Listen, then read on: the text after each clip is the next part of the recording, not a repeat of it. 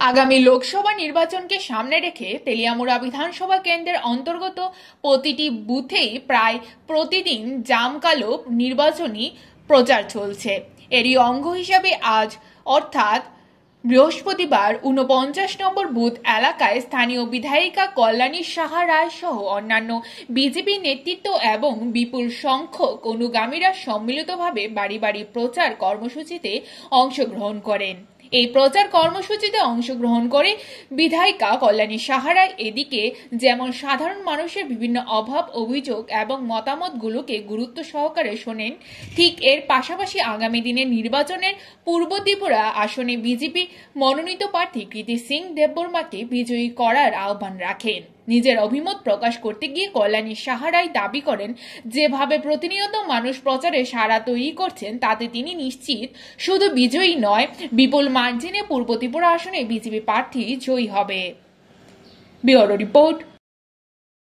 আগামী ২৬শে এপ্রিল পূর্ব ত্রিপুরা আসনে নির্বাচন হচ্ছে। ভারতীয় জনতা পার্টি যে কোনো নির্বাচনকে, সেটা রাষ্ট্রের হোক, রাজ্যের হোক, পঞ্চায়েতের হোক কিংবা মিউনিসিপ্যালিটির হোক, প্রত্যেকটি নির্বাচনকে অত্যন্ত গুরুত্বপূর্ণ সহকারে দেখে।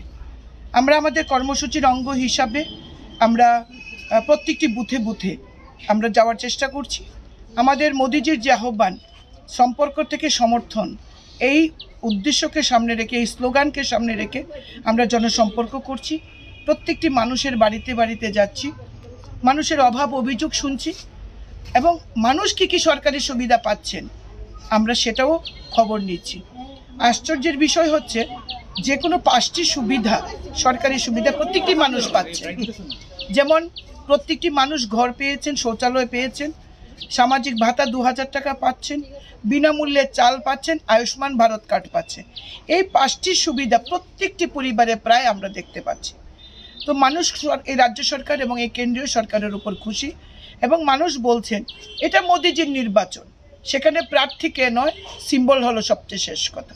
এবং আমাদের প্রার্থী নিজেও খুব অ্যাক্টিভ, সারা পূর্ব ত্রিপুরা লোকসভা আসন চষে বেড়াচ্ছেন আমাদের কৃতি দেবী দেববর্মা। আমরা পূর্ব ত্রিপুরা আসনে জেতার জন্য লড়ছি না, আমাদের মার্জিন কতটা হবে এবং বিগত